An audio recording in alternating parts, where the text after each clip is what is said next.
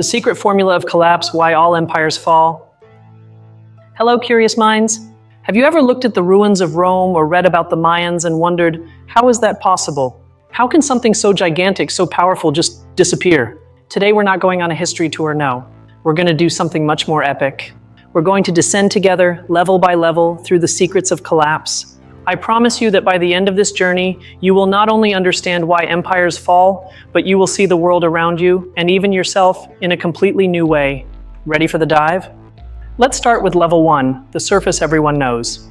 If you ask anyone why the Roman Empire fell, they'll most likely say, invasions, the barbarians. And it's true, it's the cover image of collapse, hordes of warriors breaking down the gates. It's the simplest and most visual explanation. An external enemy arrives and destroys what's there. Easy, direct, and dramatic. It's the starting point we all know. Right next to invasions, there's the other usual suspect, money problems, economic crisis. This is something we feel in our daily lives. Imagine your family suddenly starts printing their own money on the home printer. At first, great, they're rich. But when they go to the store, the shopkeeper notices and says, "This is worthless." That's inflation in essence. Empires did something similar, reducing the amount of gold or silver in their coins. People lost faith in money, and the entire economic system began to tremble like a house of cards. Now, a third classic, internal fights. Civil wars. The empire rots from within. This is nothing new, it's almost a human origin story. Think of any group of friends. If envy starts to arise, factions form, and they fight over who's the leader, the group breaks apart. Now imagine that, but with armies, ambitious senators, and aspiring emperors. It's the same human dynamic of us versus them, but instead of just stopping talking, they stab each other in the Senate or face off in pitched battles. And the last basic of this level, growing too big. Overexpansion. An empire becomes so large that it cannot control itself. News takes months to travel from one end to the other, orders are not fulfilled, and defending such long borders is an impossible nightmare. It's an idea we see everywhere, from companies that go bankrupt by growing too fast to YouTubers who burn out trying to cover too much. But why do we always assume that endless growth is the only goal? Why doesn't anyone say enough is enough? So there you have it. Invasions, economic crises, civil wars, and growing until you burst. This is level 1, the explanation you'd get in school, the tip of the iceberg floating in plain sight. These are the causes we see in movies and documentaries. But honestly, they're the least interesting part of the story. But if this is what we see on the surface, what secret engines are moving it underneath? What are the real reasons why those invasions succeeded or those economies sank? It's time to dive in. Welcome to level 2. Level 2, the hidden mechanisms. Remember, we talked about invasions. The first revelation is this: the barbarians didn't suddenly become stronger. The empire had become incredibly fragile. Imagine a champion boxer. At his peak, he can take any punch. But if he stopped training, eats terribly, and is sick, a single punch he would have ignored before can now knock him out. Empires don't fall because of the force of the final blow, but because of the internal weakness they have accumulated for decades. Behind overexpansion is an invisible rule of life, the law of diminishing returns. What is that? Think about studying for an exam. The first hour you study is super useful, you learn a lot. By the 5th hour, you're tired and barely retain anything. By the 10th hour, you're so burned out you even forget what you learned at the beginning. Studying more is making you worse. Empires work the same way. Conquering the first territory is very profitable, but conquering that distant, deserted province costs a fortune in soldiers and logistics and barely gives you any benefits. Continuing to expand becomes counterproductive. And here comes a factory error of our brain, the sunk cost fallacy bias. It's that little voice that tells you, I've already invested so much in this, I can't quit now. That's why you finished that terrible movie you've been watching for an hour. Emperors did the same. We've spent millions and lost thousands of soldiers to maintain this useless province, so we have to keep spending so it wasn't in vain. It's a mental trap that leads empires to bankruptcy. Now, a mini story about civil wars. In many ancient societies, there was a phenomenon called elite overproduction. Imagine that in a country there are 100 positions of power, governor, general, etc., but rich and powerful families educate 1,000 children to fill those positions. You have 900 ambitious, intelligent, and frustrated young people with nothing to do. What do? They start conspiring, forming factions, and fighting among themselves for a piece of the pie. It's not that people were more treacherous, it's that the system itself created too many competitors for too few prizes. And all this increasing complexity, actually arises to solve a basic human need, security and order. Why create a giant army, a bureaucracy with thousands of officials, and a complicated system of laws? to manage a huge population and prevent chaos from reigning. The problem is that the solution, that complexity, over time becomes a beast that needs more and more food, taxes, resources, until it devours its own creator. And the last hidden gear, environmental stress. Droughts, plagues, climate changes. We used to think this was just bad luck. But now we see it differently. A healthy, robust empire can overcome a bad harvest. But an empire already weakened by diminishing returns, trapped by its cognitive biases, and with elites fighting, a drought is not just a drought. It's the final push that shoves it over the cliff. This completely changes the idea that invaders or the economy were the only cause. So now you see it, right? Beneath the simple causes, there's a system of gears: fragility, diminishing returns, our own mental flaws, internal competition, and external shocks. Understanding these mechanisms not only makes us smarter in history, it gives us the power to see these same patterns at work today, in countries, in companies, and even in our own lives. But if you thought we had it all figured out, with our little map of gears and causes, get ready, because this is where the story turns into true chaos. Welcome to Level 3. Level 3, the chaos of reality. First major controversy: do empires really collapse? It sounds like one day everything works and the next everything is ruins and cannibalism. One group of historians says yes, it was a rapid and catastrophic event. But another increasingly strong group says no, that it was a transformation, that people in 500 AD didn't wake up saying, "Oh no, the Roman Empire has fallen." For them, life simply changed slowly. It's the debate between an explosive collapse and a slow demolition that lasts centuries. Now let me tell you a secret. Do you know the myth of decadence? The idea that the Romans fell because they became lazy, immoral, and only thought about parties and luxuries. It's one of the most popular lies in history. And do you know why we love it? Because it's easy. It's much more comfortable to blame people's morality than to understand the complex socioeconomic systems we've just seen. It's a story with good guys and bad guys that makes us feel good, but has very little to do with reality. And here comes a mind-bending paradox, the paradox of complexity. As we saw, an empire needs to create complex systems, bureaucracy, technology, laws, to solve its problems. But that very complexity is what makes it vulnerable. A more complex system has more points of failure. It's like a Swiss watch compared to an hourglass. The Swiss watch is much more advanced, but if a grain of sand gets in, it stops. The hourglass, well, it keeps working. To survive, they must become more fragile. It's a dead end. Now let's get critical.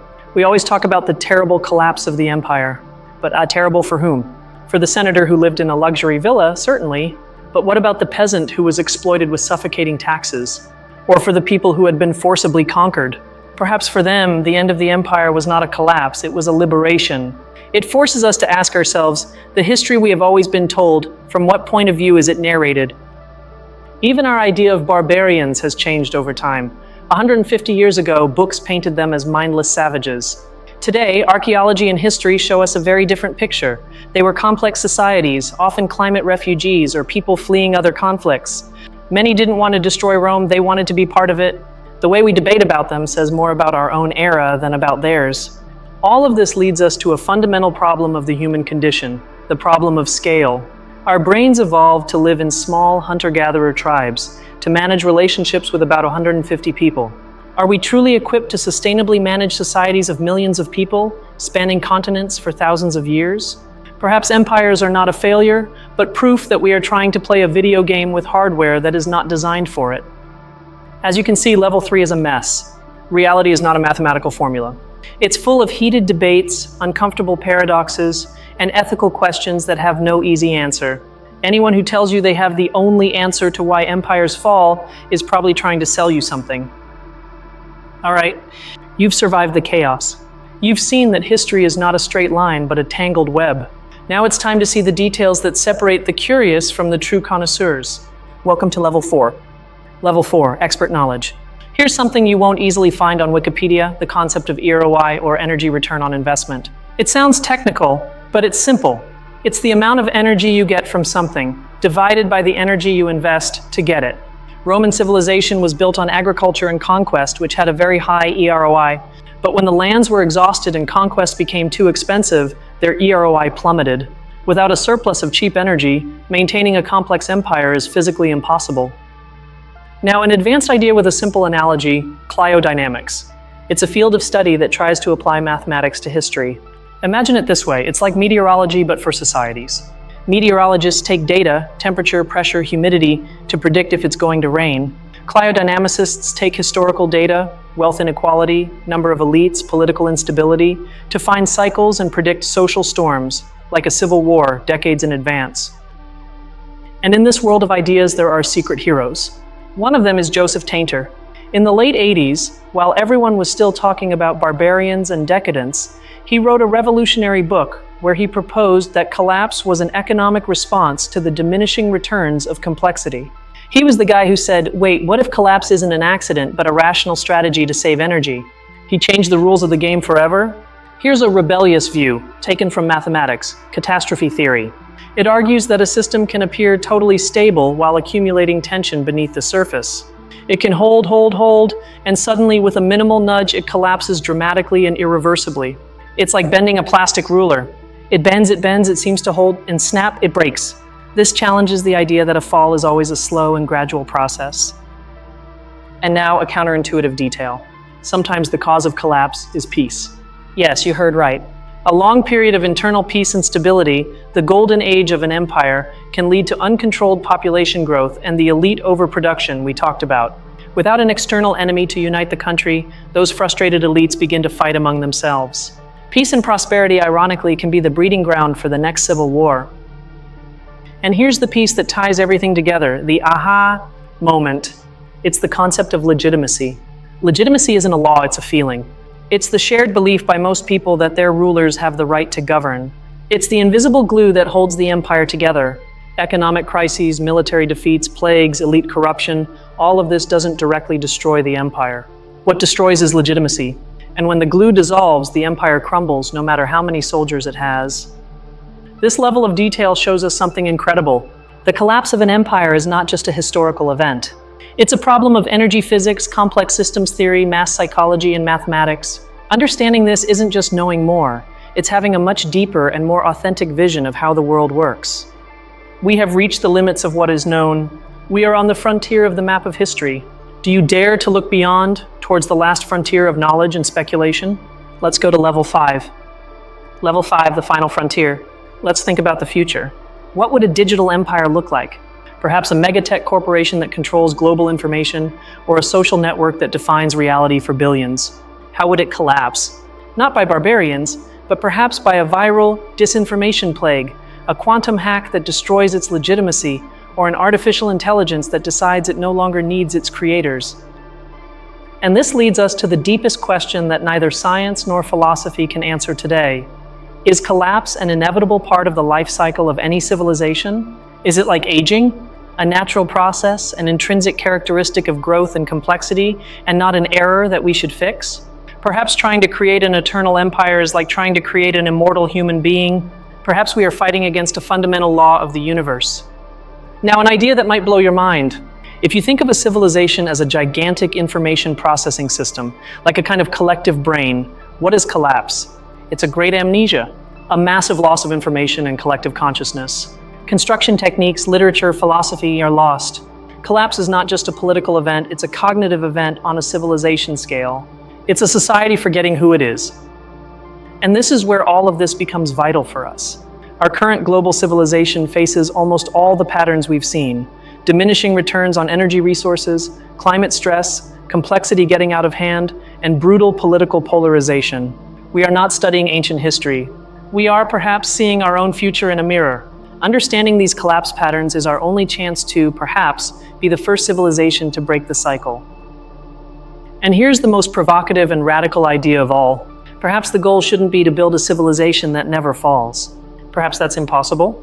Perhaps the true goal of an advanced and wise civilization should be to design a system that can collapse with elegance, one that can crumble without falling into a dark age, preserving the most important knowledge and allowing for a rapid and peaceful rebirth.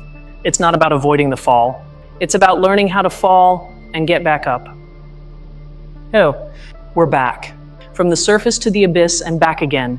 The journey through the 5 levels is over. Now that you have all these new lenses, it's time to look at the big picture and see how far we've come. Remember how we started this journey? With a simple, familiar idea: empires fall due to barbarian invasions. An image of swords and walls. And look where we've ended up. contemplating the possibility that our highest goal as a species is to design civilizations that know how to collapse gracefully to preserve human consciousness.